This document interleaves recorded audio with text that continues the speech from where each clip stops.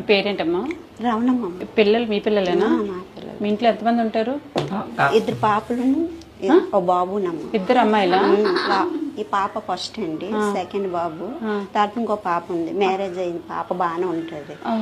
5 సంవత్సరాలు అయింది పాపకు. పాప మీ ఆయన లేరండి, చనిపోయారు. చనిపోయారా? ఎలా చనిపోయారమ్మా? తాగుడు వల్లనండి.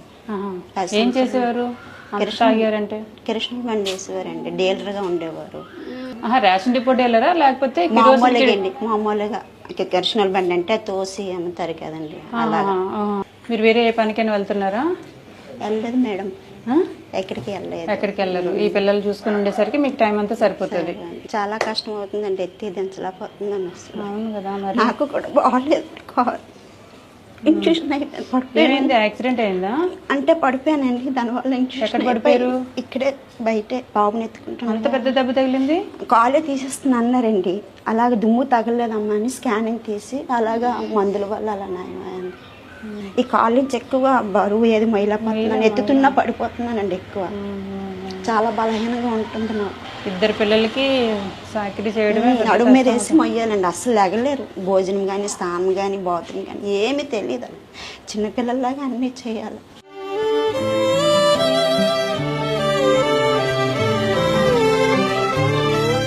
దీనికి కూడా ఏం తెలీదు. తెలియదు మేడం. అక్క చూసిన వాళ్ళందరినీ అక్క బావ ఆ 2 వచ్చు. బాబు అయితే అది కూడా అనలేడు. మీరు ఉన్నంత వరకు పిల్లలకి పర్వాలేదు, మరి తర్వాత పరిస్థితి ఏంటి వీళ్ళకి? అదే మేడం బాధపడుతుంది. ఇప్పుడే ఎవరు అడగలేదు మమ్మల్ని ఎలా ఉన్నారు, తిన్నా వచ్చిన పెనస్తుంటే అలా బతుకుతున్నాం. పాపం అతను ఉన్నప్పుడు కూడా మాకు బాధలో పెట్టాడండి. తాగుడు వల్ల ఒంటి మీద గుడ్డ లేకుండా తాగేవాడు, చూసేవాడు కదా. అతను ఇంకా నరకం చూపించాడు. ఎన్నాళ్ళు అయింది దేవుడి దగ్గరికి వెళ్ళిపోయి? 10 సంవత్సరాలు అయిందండి. ఉండి ఏం పెద్ద పెద్ద ప్రయోజనం అసలు ఇంకా అదొక బాధ. మళ్ళీ చాలా బాధపడ్డానండి. నరకం అంటే అతనితో ఎక్కువ చూసాను. అన్నతమ్ములు అలా ఎవరు లేరమ్మా నీకు? ఉన్నారు కానీ ఎవరు రావట్లేదు, అస్సలు రావట్లేదా? మామూలుగానే చెల్లి ఎలా ఉంది, చెల్లి పరిస్థితి ఎలా ఉంది కదా, చెల్లికి తోడు ఎవరు లేరు కదా, ఎల్ల పడుతుంది పిల్లలతో. అడిగేవాళ్ళు లేరు, పోనీ వాళ్ళు ఇక్కడికి వచ్చి ఉండడానికి ఇబ్బంది అయినా ఒకరోజైనా పరిస్థితి వాళ్ళకి చూసుకుంటారు, మన దాకా ఏమో పట్టించుకోరు. ఇక వాళ్ళే అనడానికి కూడా లేదు. ఎందుకంటే ఇప్పుడు అంటే ఇంకా మీరు అన్నట్టు అన్ని మీ తల్లి కాబట్టి మీకు తప్పదు. నీకేమనిపిస్తుంది? వాళ్ళు చేస్తే బాగుండు అనిపిస్తుందా? అనిపిస్తుంది. ఏమనిపిస్తుంది? చేసి అడిగారు కాదు నన్ను, ఎలా ఉన్నానని కదా అనేసి.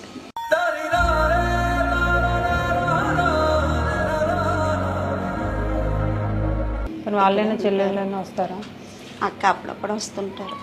సరే, ఇంట్లో రేషన్ ఉందమ్మా?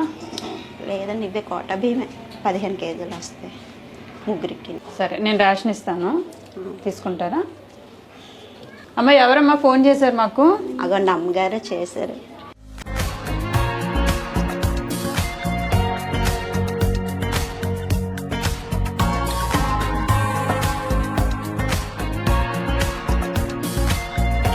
నాన్న పేరేంటి? మీ పేర్లేంటమ్మా?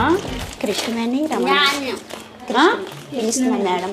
రామూర్తి ఇందా వద్దా? ఏమి? అయ్యో కారం కూడా తెచ్చాను, అందుకే నేను పచ్చళ్ళు అవి తెచ్చాను. అయితే మారమ్మా, ఇవి 26 కేజీలు రైస్ బ్యాగు బియ్యం అండి, అవి కిరాణా సామాన్లు, వంట చేసుకొని తినండి. ఇగమ్మా మీకు చీర. నీకు కావాలా?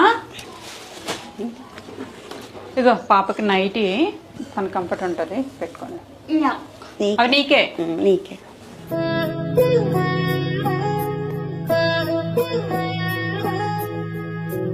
నీకు కూడా తెచ్చానే బట్టలు.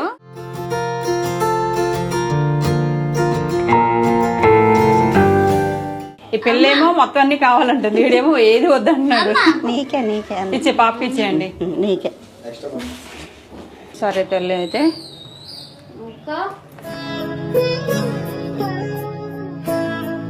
మీ పేరేంటమ్మా వెనక ఆవిడ?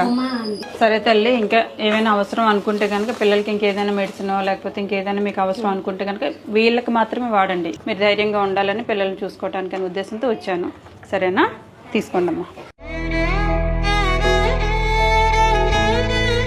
10,000